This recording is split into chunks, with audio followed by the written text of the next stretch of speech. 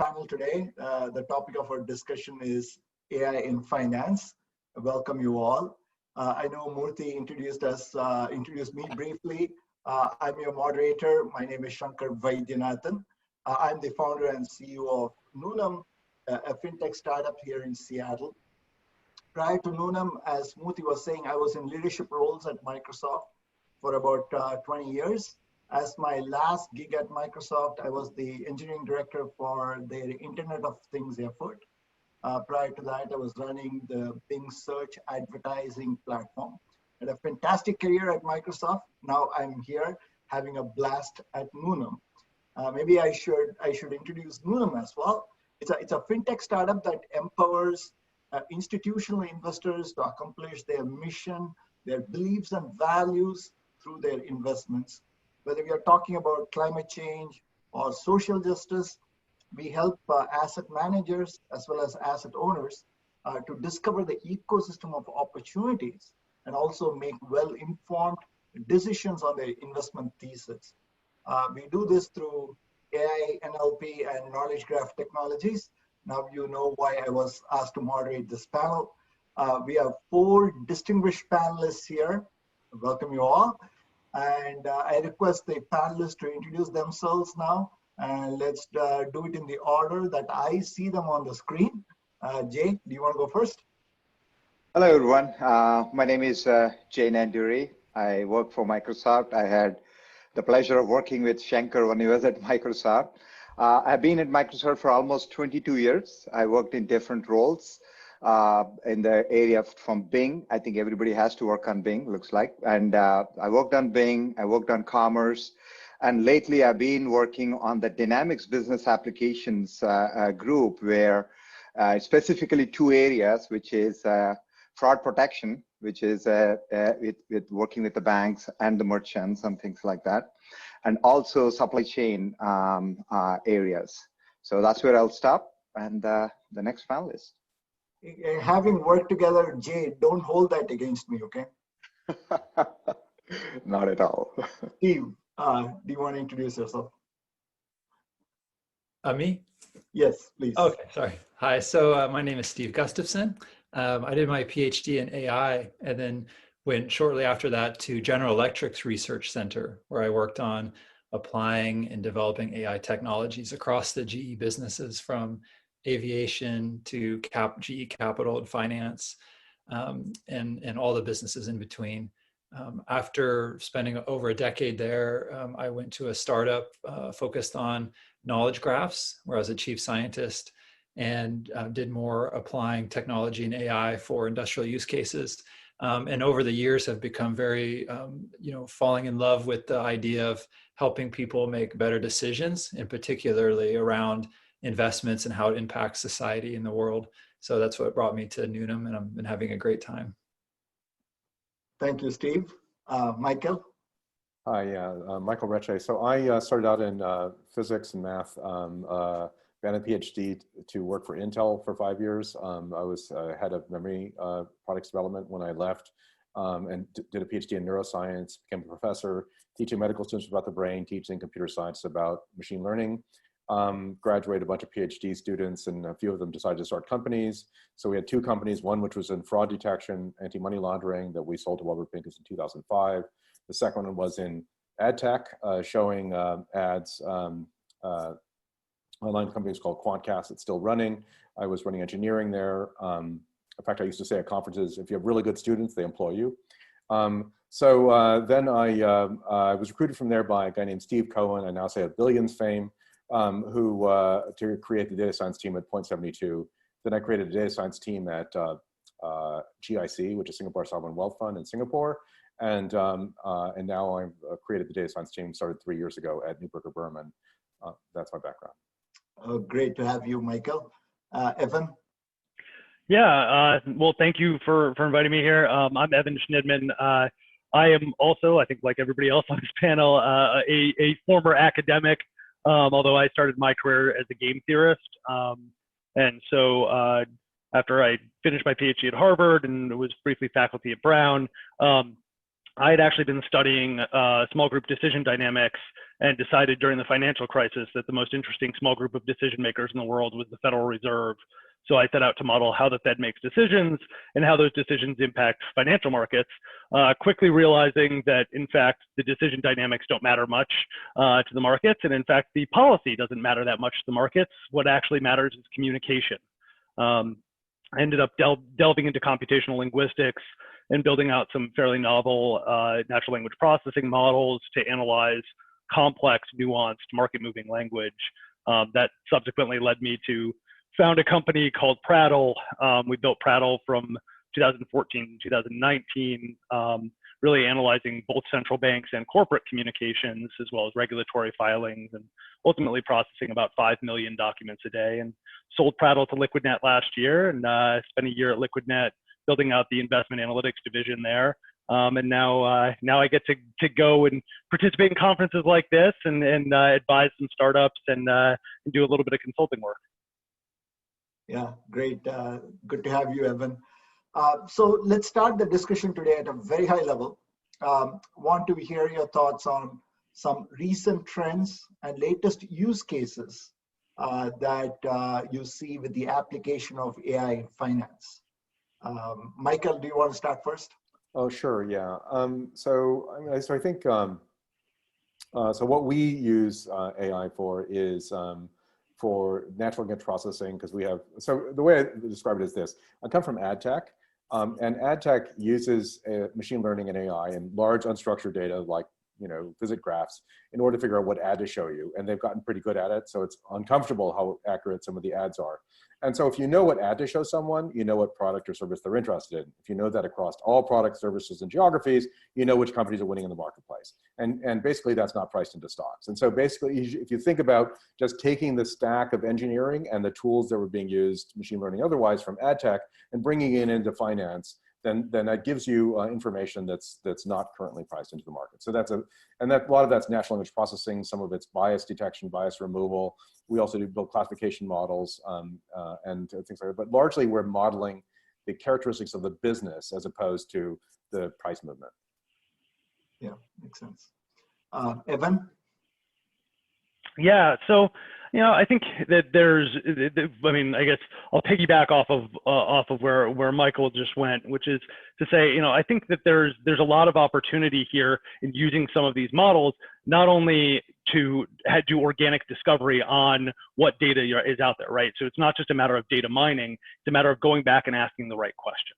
And so I think about the unit of measure here as, are we asking the right questions? I think too much of the industry is focused on, let's mine the data, especially as we look at alternative data and the rise of alternative data. It's a lot of mining for information, whereas I think if you can start with asking the right questions, there's actually plenty of data out there to go discover the right answers.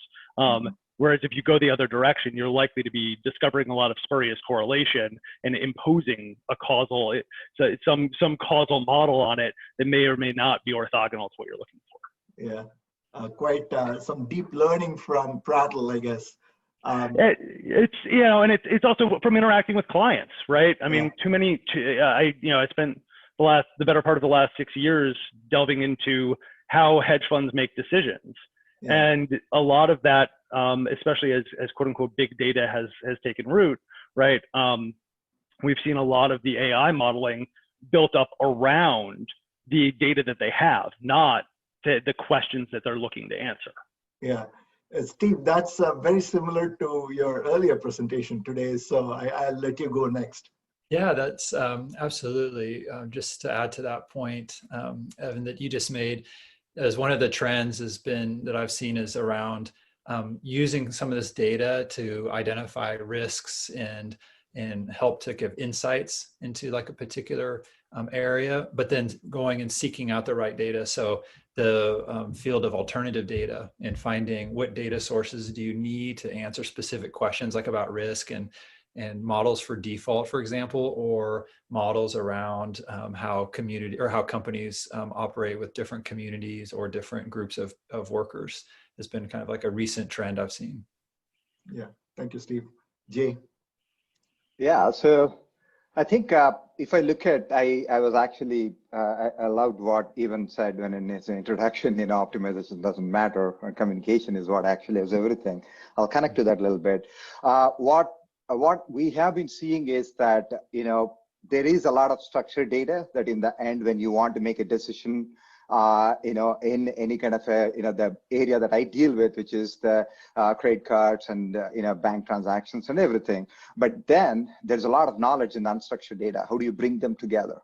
Okay, how do you learn on top of it? That's number one. Number two, there's a lot of data asymmetry between parties. Okay, how do you bring that? How can AI bridge this asymmetry is the second place that we are seeing. And third thing is when multiple parties are actually participating in this ecosystem, how can you co-optimize between them so that two parties can co-optimize among themselves and the ecosystem can optimize itself? So these are the three places where, in a big buckets of the places where we have been using a ton of AI on. Yeah, that makes a lot of sense. In fact, all of you talked about data to some extent. So let's dive a little deeper there. Wall Street has been there and done that when it comes to structured data. But today, more than 80% of all incoming data is unstructured. Clearly, Michael talked about it, Evan talked about it. So we are already knowing that there is a lot of knowledge and intelligence out there. Once again, there is a race for alternative data as well, but there is also an opportunity to leverage the existing data for new insights, right? Michael, you had good color on this yesterday when we briefly spoke about it. Do you want to? Yeah. Yeah, I mean, I think one of the key things is that people say, well, when will the alpha decay in the data? And I tell them there's very little alpha in the data. The alpha is in what you do with the data. And so the thing is that, people are running around for new data sets. I describe it as finding these shiny pebbles on the sand. Yeah, there's some alpha there that will go away quickly, but the real alpha is actually in deeper analysis. And one of the things in terms of people using data for investing, one of the things I like to point out is there's sort of you have to think about the whole ecosystem, and people are meaning different things when they talk about using data for investing. So in the short time scale, you have people like Rentech who might use semantic text analysis to read news, social media, or analyst reports faster than you do. Don't sleep, therefore I can front run you. So it's a race towards high frequency trading because I can trade ahead of you if I have a predictive model that knows how the world's going to react to this piece of news. The middle, which is what I did at point 72, which is quarterly earnings announcements are the highest liquidity point of any stock, and they move the needle quite a lot. So if you can predict what the CEO is going to say at a high level, then you can actually trade on that. And there's still people who are doing that very, very successfully. There's more surprise. In fact, if you want to know how much alpha there is, you just sum the absolute value of the earnings surprise any quarter. It's a big number. And so until that goes away, the market's inefficient because we didn't know, we were surprised. And so the third time domain is what we do at Neuberger Berman, which is understanding the company at a deeper level than the CEO tells you. Knowing things the CEO doesn't tell you about its cohorts, customers, and the way that its business is growing, which allows you to be a long-term investor in a business that's growing phenomenally. And so what we want to do is understand much more detail than the CEO tells you. And so we'll take something like, whether it's earnings calls or whether it's credit card transactions, and we take it a step further to understand the business better. Very simple example. Pre-COVID, McDonald's is upgrading their stores. They don't want to tell you how it's going. But we can determine when a McDonald's closes because it's being renovated, because you take the most active customers. If they all stop going, it's closed. If it opens a month later, it's been renovated. You have a bunch of things that have been renovated. You look at the customer engagement before, customer engagement afterwards, estimate the impact of the renovations before the CEO tells you. And so there's lots of stuff where you're understanding details about the business that aren't really public, but at a much deeper level than what's being communicated about. Yeah, Evan, do you have additional thoughts on this? Oh, absolutely, yeah. So I think a couple of things. So I think Michael touched on the price inflection points that are the quarterly earnings call.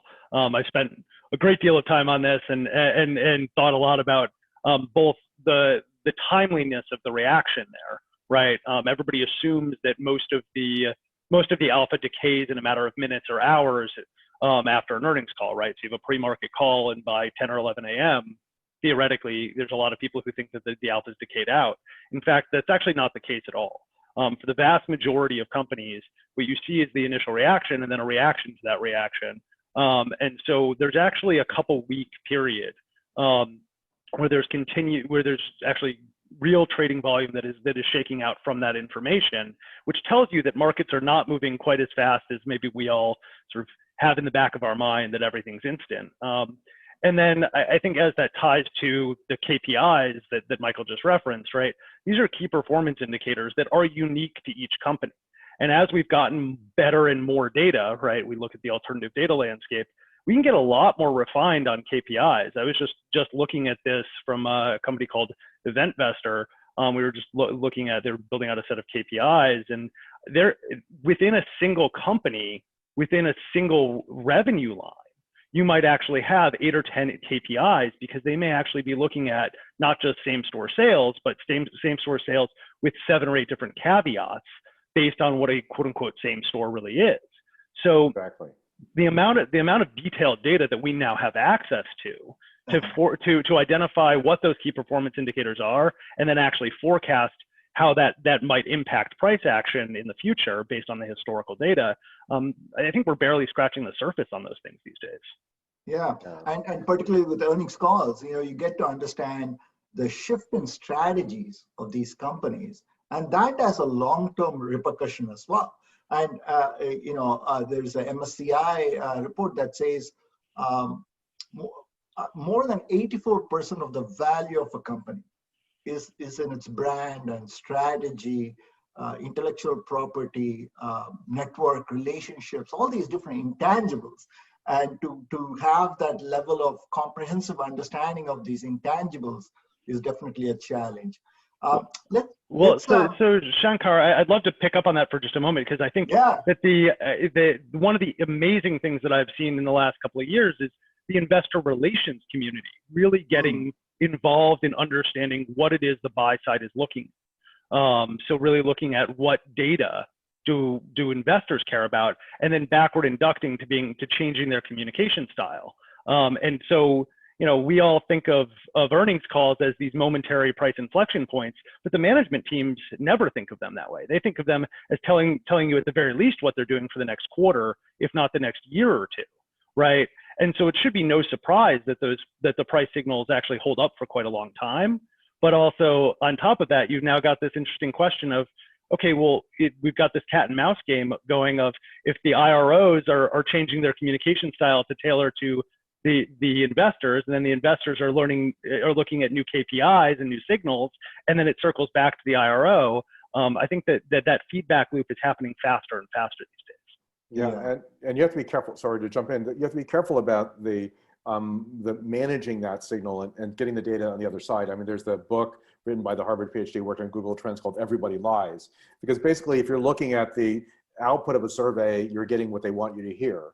Whereas if you're looking at the inside of it, you need to look at the transaction activity that's underlying the messaging, as opposed to just looking at the messaging. Otherwise, anyway. But I just also love your point about the same store sales, because the question is, why is the mean relevant? It's the distribution of what's happening in each of the stores, which is more important. And the data allows you to do that. If you're using this hand shovel called a spreadsheet, you can only approximate things with a single number, with a scaler. But if you actually have large data sets, you can build much more elaborated models. But anyway, sorry to jump in. No, that's good. So let's continue on, talk about a couple of areas within AI. Maybe start with deep learning. We have seen a lot of hype in the past few years regarding deep learning. I want to understand, how is deep learning being utilized by the financial industry? Steve, can I get your thoughts first? Sure. Well, one of the places that we're seeing a lot of impact right now is, first, deep learning, had a major performance improvement in the computer vision community, and that's then translated into natural language processing. So all the use cases that we just heard about, were all based on similar NLP technology, which just got a big boost. And so we're getting a lot more accuracy and a lot more data coming out of all these unstructured sources, which essentially are the food for these analytic and predictive models. One of the points I made earlier today, though, is that in all these AI applications, there's still a fair amount of tuning that has to be done for the specific application in the domain. And so these really high performant NLP models, which are kind of thought about as open information or common sense type of things, we can further specialize them for our financial applications and see a similar lift. And so that's a pretty exciting development, that deep learning and the really openness of the academic community on deep learning is benefiting everybody. And there is natural language processing, and then there's natural language understanding, right? Is that continuum?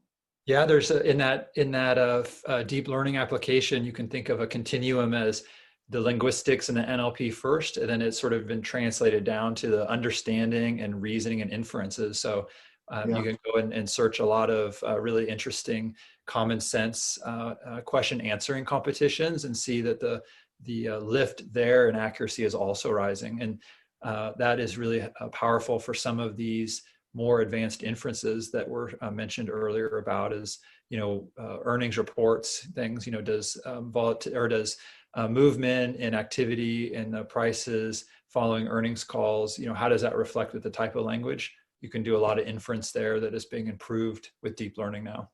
Yeah.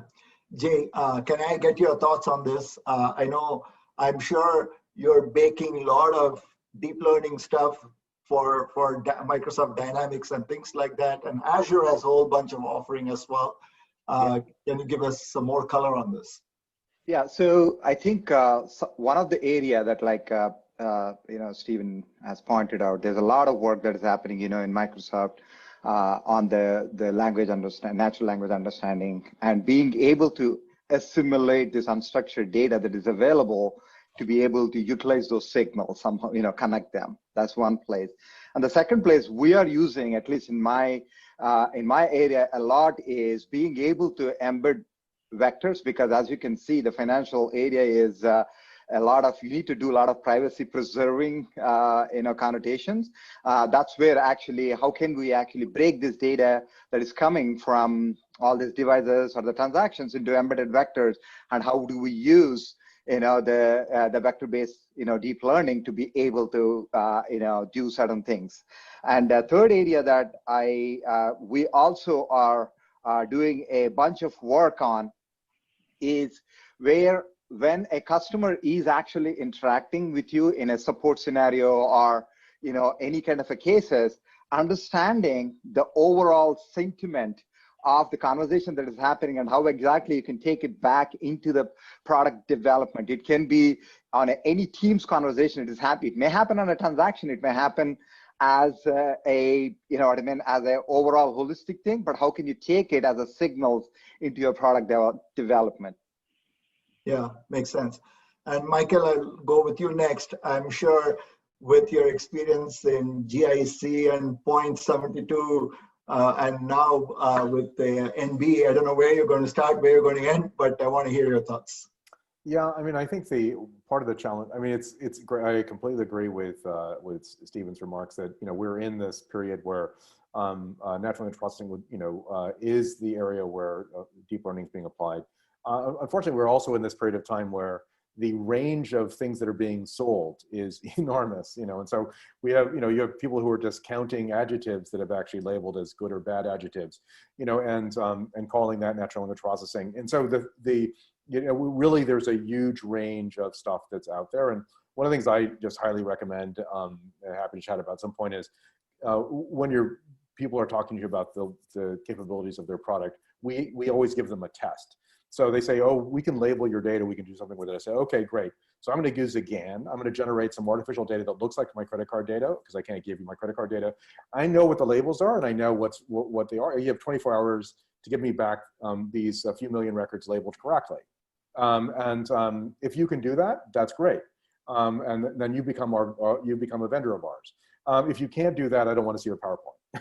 And so the point is, I really think that, and I have people who say, we can't really do that because it's a very manual process. I said, come back when it's not. And so the point is that we are in this challenging world where, on one hand, it's very exciting because we have a rapid period of change. On the other hand, there is this hype stuff that's going on. People say, I want to use deep learning for this. I say, have you tried regression? And so we really need to be putting it in context. And also there's lots of things that are being sold as this advanced form of natural language processing when either there's another method that will work or it really isn't that. And you need to have active testing of this stuff in order to really evaluate the world given the noise that's out there. Yeah. I've only heard of the tests being given for interviewing candidates for as potential future employees, but it looks like you are giving tests for future vendors. Oh yeah, we definitely test their vendors. Yeah, you know, and it's again, everyone wants to show you their PowerPoint, and I'm the worst customer to show PowerPoint. Yeah, I agree. Evan, I want to get your thoughts on deep learning.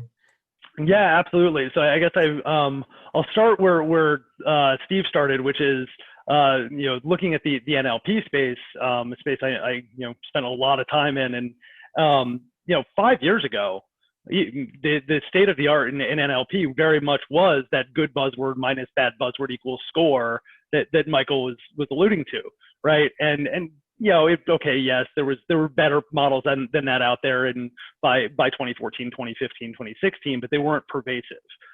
Where we've gone since in the last couple of years, in large part because of deep learning, we've seen, you know, a lot more of those things become off the shelf, really easy to use open source packages that are doing things that are fairly sophisticated in the NLP space because of that feedback loop in the deep learning space.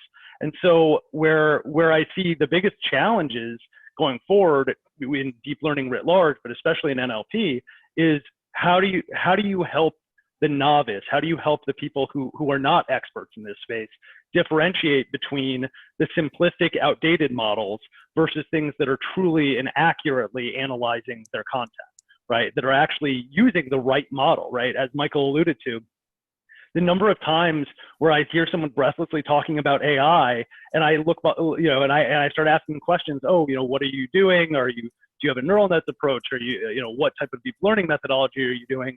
And 9 out of 10 times, at best, it might be Bayesian modeling. Realistically, yeah, it's basic regression.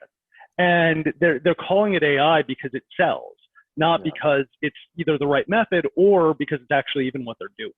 Yeah, I tell people to count the number of words that someone says before they say deep learning, and it's the inverse of that. Yeah. So interesting, Evan. So is there a broad usage of these type of techniques, deep learning, machine learning, AI in the institutional space today? What's the temperature on that? Yeah, so I think that's a great question. So I think the short answer is there has probably been more money spent advertising about the usage of novel technology than actually spent on adopting or developing novel technology. Right? The innovation budgets pale in comparison to the marketing budgets in most institutions. This is especially true if you look at the large long-only asset managers who've really struggled because they've watched assets flow out of active and into passive for the last decade plus, really since the onset of the financial crisis. And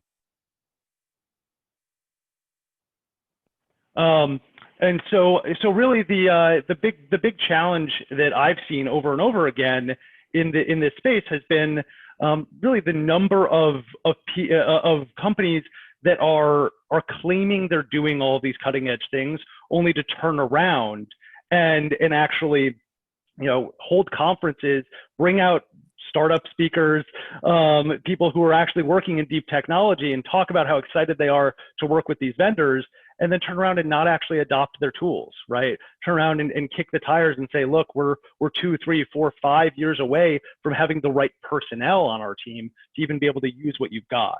And so given that experience over and over again for the last, you know, 5 years or so, I would say, I think the overarching lesson here is a lot of these organizations want to be moving into this space, but they don't actually know where to start. And so they'd rather market themselves as being cutting edge and figure it out later than start from the ground up and actually bring in the right tools, bring in the right personnel. Yeah, Evan, you're scaring me because, you know, as a startup, I thought these institutions are going to love us. I think the dam is ready to break. I think that this is we've hit a moment in time, and I think in many ways, the last 6 months have shown this. Right, coronavirus has really accelerated the adoption rate for a lot of new technology. The flip side of that is more than half of companies are saying that their tech spend this year is going to go down as a result of COVID, not up. So now they have to think about how do they reallocate some of their other budget, perhaps, because technology has become more important than it ever was in the last 6 months. Yeah. I think if I can, Steve, go ahead. Evan, I think is making a great point. It was something I just read about in this book called Reimagining Capitalism by Rebecca Henderson, where she takes the theme that we've probably been talking about of digitization, and helping businesses, improve how they use technology, and calling it, I think it's more from the economic point of view of the architectural innovation or architectural changes that these businesses must make to probably really leverage AI. And so I was going to ask Evan, in your experience, how do you detect those businesses, those customers better that are ready to do that re-architecture, as opposed to they would like to, but they're not, really capable in the next couple of years? So I guess it depends on what sector you're in, right? So I spent most of my career in financial services. And in financial services, there's obvious bifurcation between hedge funds and the large long-only asset managers. And then there's this sort of third group that are the big banks, and the banks have always had a tendency to want to build in-house. To some extent, everybody has across finance, but I think that the hedge funds figured out much quicker that they can't afford to do that. And so, especially when you start looking at the fundamental hedge funds, perhaps like some of the places where Michael's worked, where they've actually had to become increasingly quantamental in recent years. They've had no choice but to make significant investment in technology. The other area where I think there's significant movement in the last couple of years is in the healthcare space. COVID obviously has accelerated that, but even prior to the pandemic, we've actually seen pretty significant uptake of modern tooling, modern methodologies with healthcare data, just because it's now almost a fifth of U.S. GDP, right? You kind of have to spend money to figure out how to survive in that industry. And so I think in the healthcare space, I think the insurance space is going to be really interesting in the next couple of years. And then when it comes to the individual clients, it's about finding the right champion internally. You have to have someone who is your advocate, who actually has budget control. Yeah, makes sense. All right. So when it comes to solutions and tools, the financial industry has seen plenty. But this knowledge graph space is quite novel, unique, and emerging. So how is the graph to model knowledge changing the landscape in finance? Maybe Jay, you had rolled up your sleeves to solve some problems through graph architectures at Microsoft. So maybe you should go first. Yeah. So I think I'm a biggest believer of graphs, how the knowledge can be modeled in, and I have seen a great throughput in the way of modeling your knowledge and things through the graph. This is not only modeling your customers, your products, your interactions, and everything, and we have taken into the whole plethora of kind of possibilities. If you look at in the work that I do right now, which is a two-sided marketplace of merchants and banks, we actually bring all this data together in a de-identified way into a consortium graph. Okay, this is because that to do a money laundering check or any kind of a thing, that what you need to do is you need to do an analysis, connected analysis of this data, and you necessarily need to know what exactly these entities are. So actually we bring all of them in a de-identified way into this graph. It's almost up to 6 to 8 petabytes, depending upon the data that we are talking about. And actually we run our algos on it. And also there are beautiful patterns that actually come up. We have published several papers on this thing called fraud islands. As these transactions happen and the things actually forming, you see these islands forming in your data. You know what I mean? Where all these fraudulent entities, they start grouping together. And you won't even believe when the Venezuelan currency crashed, actually, that's what the fraud island actually helped us. Hey, why are all these transactions are going there? Because they were buying Windows product at a penny, for $1. And then we saw, wow, this fraud island is forming. And we looked at it before even unstructured data picked it up or any kind of signals. We could pick it up, much quicker. And actually, I boast that we lost less in the virtual currency transaction than most other companies, but it is only anecdotal that because I'm telling it because we lost very little in there. So I think if you look at, that's exactly where we see is how do we model this construct? And when you are bringing your unstructured data, there are certain things that you can leave. We join, kind of whether the privacy data with the non-privacy data in a particular way, how we actually learn on top of it has a significant impact on how much we could actually provide. And this consortium actually is bridging the data asymmetry between, some of these banks and some of these institutions, because they come and ask us, hey, what do you think of this transaction? Or what do you think of this particular entity? And we can tell, what I mean, by looking at the overall data. So, yeah. And Steve, you've had an extensive background in graph databases, knowledge engines, and things of that nature. So I want to get your take on this. Yeah, absolutely. It was, something that I fell into at General Electric was a niche of trying to solve decision support problems that were the combination of graphs eventually and analytics. And, one of the, ways that I tried to communicate to people is when you're ready to ask more sophisticated questions and you want more, knowledge from your data, you're ready for a graph. And as example application, when I used to work with the battery, when GE was doing a lot of work with new battery technology, it's a very complex chemical process in the manufacturing, and there was very low yields issues of how to bake different parts of the battery technology, and their questions were becoming very sophisticated. And so the only way that was even possible to build that system was by organizing their data in a graph. And as soon as we showed the engineers in charge of that reliability problem how it was done, I mean, they were just, thrilled because they could now ask and interrogate their data in ways they couldn't do before. And so, and what's so neat about this now is that, I think a lot of industry is moving towards more sophisticated questions, broadly, because a lot of parts of industry have been sophisticated in using this technology for a long time.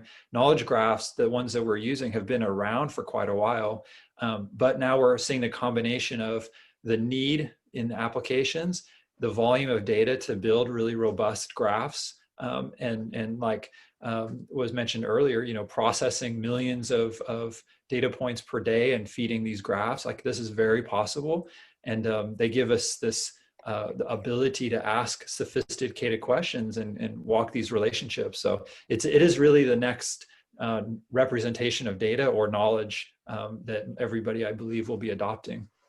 So you're saying there are specific problems that you could solve with graph that you cannot solve otherwise, right? Yeah, one of the most challenging things is to be able to understand how things are affected when they're connected to something else. So like in supply chain, when a classic one is when a hurricane hits a particular area, what is the impact on my business? What is the impact on my suppliers? Do I have a lot of, right now, suppliers in the south of the United States where we're having hurricanes and plants are shutting down?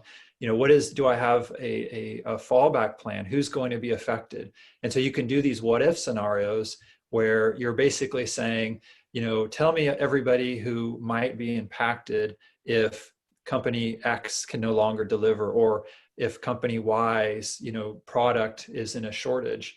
This kind of inference is very difficult in other types of knowledge or data representations. It becomes much more accessible to do those kinds of things. So we like to talk about this as ambient intelligence, that you can understand not just your domain of things, but how they're connected to other things in the world.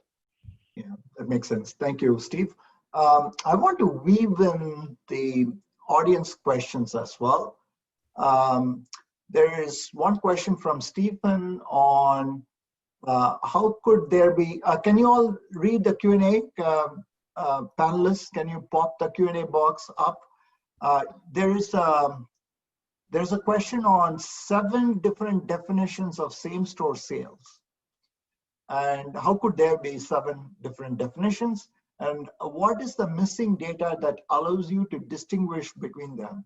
I think that's a question for Evan and Michael, because you guys talked about same-store sales. I can jump in. I mean, so basically, just so that everyone understands, so when you're looking at a retail business, you say, well, how is this retail business doing? And so the 2 major traditional forms of measuring growth in the business is I open a new store, but when I open a new store, the problem is that there's a honeymoon period. Everyone wants to try it. And only after 18 months or so does it really fall down to what's its organic growth.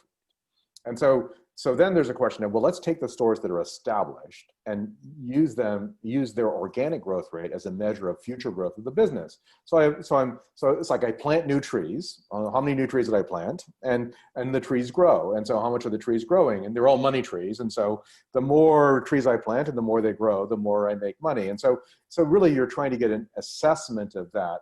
So I just want to quickly say that doesn't measure everything you want to measure, first of all. So for example, when we look at Starbucks, we say, well, they're making money from loyalty. And that's not in either of those 2 things.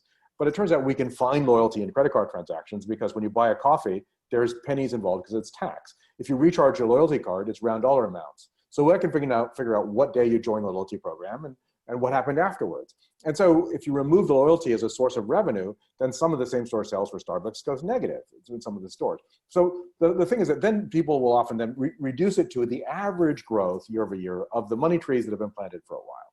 And what's the average going to tell you? But anyway, the point is that it's that's what the measure is for. And it's not, I don't think there's 7. They're just, every company has their own definition of the way they're going to describe their same store sales. And I would just argue that you want to get around it, because you really essentially are trying to measure what is the future amount of cash I'm going to have from all my money trees a year from now, 2 years from now, 3 years from now. And you want to be thinking about other ways of trying to assess that. Sorry, thank you. But Evan, I don't want to know if you. Yeah. No, that was. I think that was exactly right, and I think I could point to a bunch of examples of individual businesses where that's the case. If you look, I was looking at a news media company earlier today. I was looking at their data and saw exactly that. It's not just that it's same store sales as in are they able to sell just as many of a particular magazine or newspaper. It's also it has to do with their advertising budget. It has to do with geography. It has to do with, is it a new store or is it an established one? Is it an established one, but it moved a few blocks away, right? Yeah. There are, who's the local competition to that store? Is it rural? Is it urban? There's all kinds of granular breakdown there that we now have visibility into. It's no longer just, did a store sell more this quarter than it did last, right? We've gotten a lot more granular. And what you really want is revenue per square foot. So the Sears stores or penny stores that get closed first are the ones that have lower revenue per square foot. And so, but they aren't telling you that. And so you need to have mechanisms that allow you to calculate things that improve your ability to forecast the future growth. Yeah. Makes sense. Jay, this question is coming towards you. Question about embedding vectors for preserving privacy. Could you elaborate, please? Yeah, so I think think about this way as an entity, when we bring it into consortium, the entity or a behavior could be expressed on multiple attributes. So think about this, these are the attributes or vectors that you could do your transformations on, and now your embedded vector space is what you're operating in.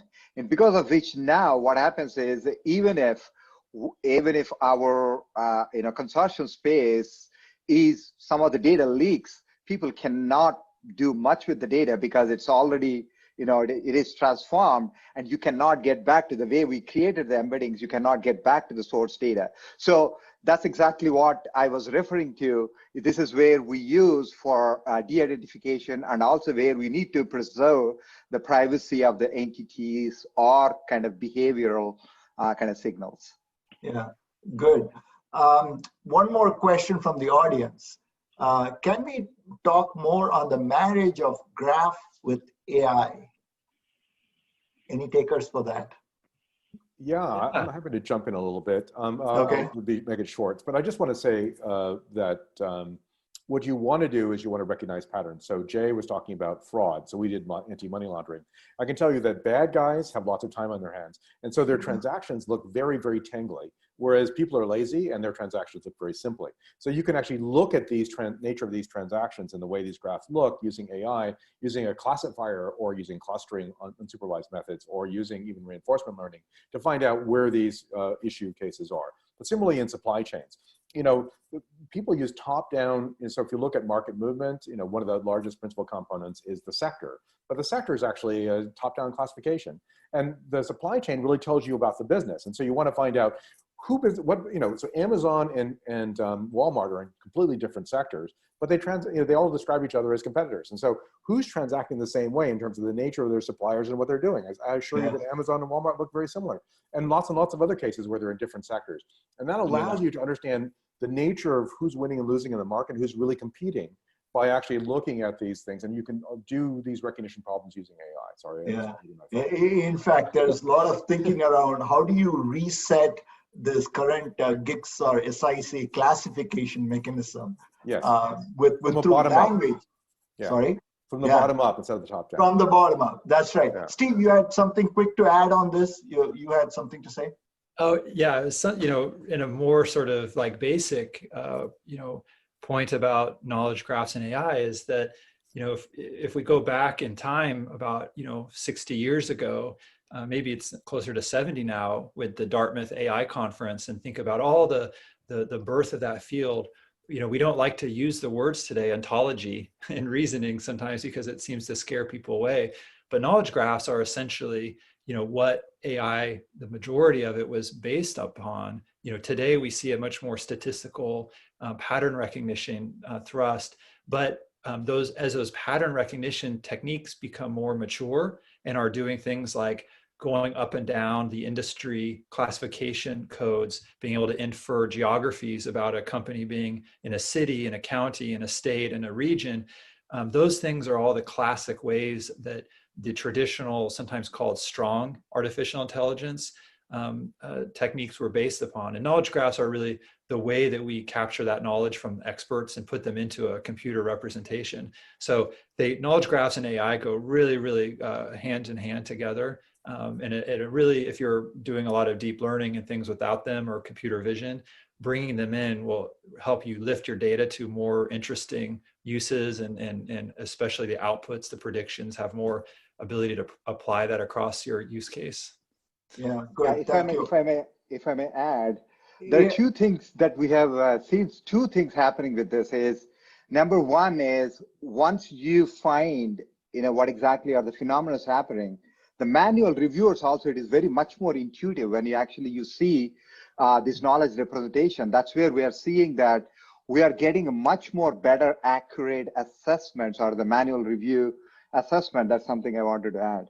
Yeah, thank you. And I think we are getting close to the end of the thing. Before Sridhar and Murthy kick us out, one more audience question. That's always interesting. Can a knowledge graph be done with commodity market? That's grain or gold, to understand the possible future moves in a particular market? The short answer on that one is yes. The longer form of that answer is, there's a whole bunch of data that would need to be input into that. As somebody who spent more time than I care to remember looking at macro models, I can say that the currency movements alone pose a huge challenge to being able to predict commodity prices across markets.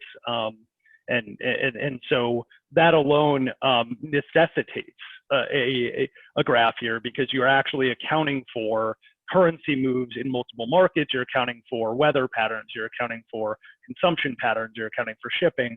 So by definition, that is almost exclusively solvable with a graph.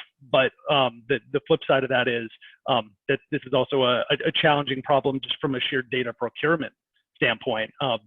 If you're missing the inputs you need, you're going to end up predicting something inaccurately. Yeah, I see Murthy getting impatient, so let's wrap up. Thanks to the Global AI Conference. I'm not impatient. I'm really enjoying